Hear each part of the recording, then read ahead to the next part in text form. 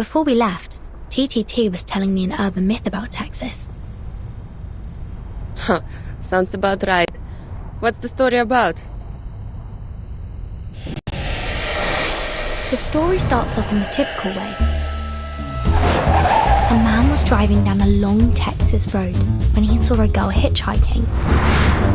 He offered her a lift and a piece of chocolate. The man dropped the girl off at a cemetery and drove on. It was late at night, so he was hoping to reach his destination quickly. Soon after, he saw a funeral procession going down the road. The photo of the dead seemed familiar. Curiosity came over him, and he followed them to the cemetery. Look, a piece of chocolate.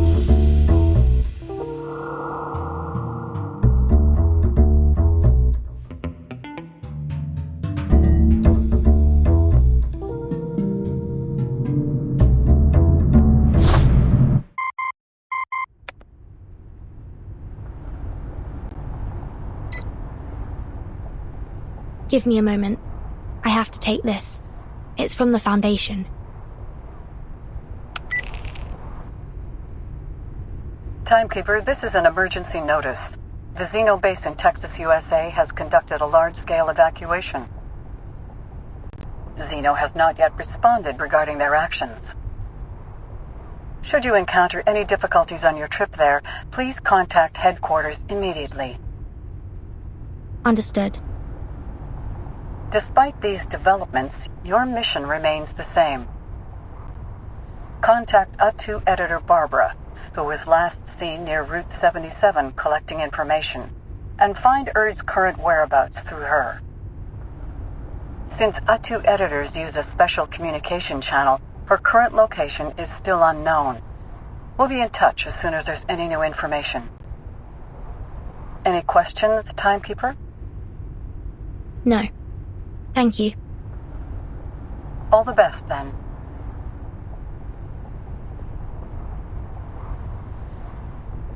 What did they say? There was a mass evacuation at the Xeno base in Texas. What's that all about?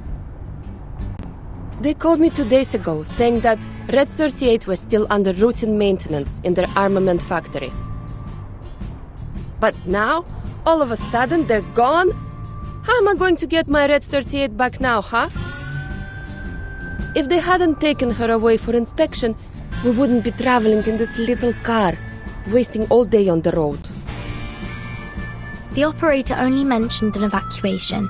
It's still possible that some of them have stayed behind to keep the factory running. If you're worried about Red 38, we can take a detour there. It's in Chisos. The town isn't far from here. Hey, mister, can you take us to the cheeses? It's just a little detour.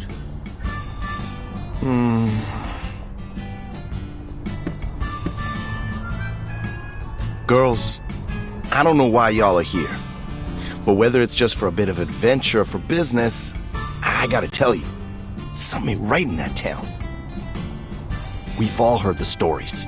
Scratching sounds on car roofs, animal bits stuck to car grills, and those people in black robes running around. It's all too weird for me. Give the ghost stories a rest. Look, if you're trying to negotiate a higher price, at least be a little smart about it, instead of trying to spook us with a few tall tales. You got me all wrong. Who in their right mind would throw away the cash in their hand unless they were forced to? Benjamins are good and all, but they ain't worth my life. Ain't no way I'm taking you there, no matter how much cash you throw at me. Why? Were you the driver in that ghost story? No. Have you seen these things happen yourself? Come on! It's just a little detour. It won't even cost you much fuel.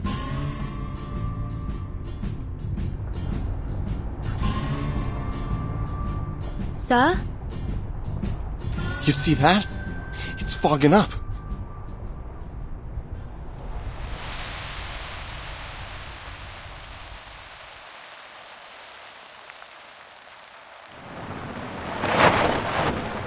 Ain't no way this fog is natural. We shouldn't go any further. I'm stopping right here. Ugh, fine. I'll drive. Swap seats with me. No! Nobody get out of the car. Why? Are you kidding me? You haven't heard the stories, have you? Then what in the hell are you even doing here? When the fog rolls in on Route 77, you should always stay in the car. All kinds of terrible things hide in the fog. Some folks say they saw giant white crocodiles. Others say they saw dead bodies hanging from trees. Ain't nobody leaving this car. Not until the fog's gone.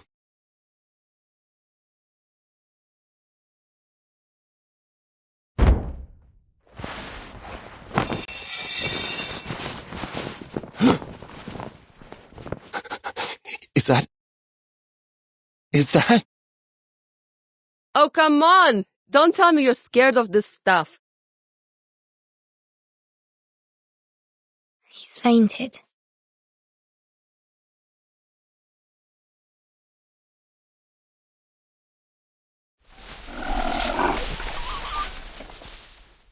I see. This looks like the work of a mumus. It's a critter commonly seen in the southern US. When they're frightened, they produce a fog-like gas from their respiratory trumpet. So that sound is just some critter scratching along on the roof.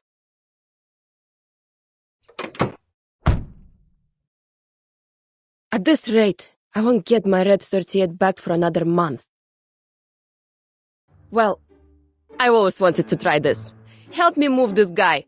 And you'll have to give up your passenger seat, Capitan. I know what you're thinking, but do you have a US driver's license? Or any driver's license at all, for that matter? What do I need that for? I can fly a broom and even do all those maneuvers. That takes more skill than driving a car, don't you think? Compared to flying, driving a car is child's play.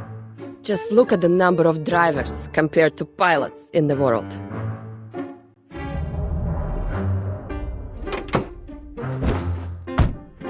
Now, where do we start?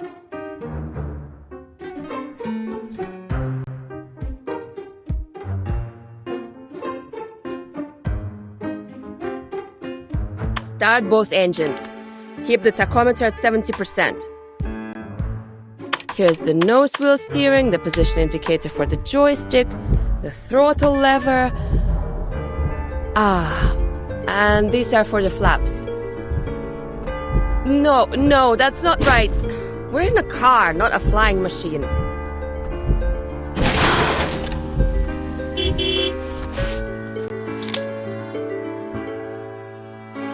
Let's just get out, Capitan.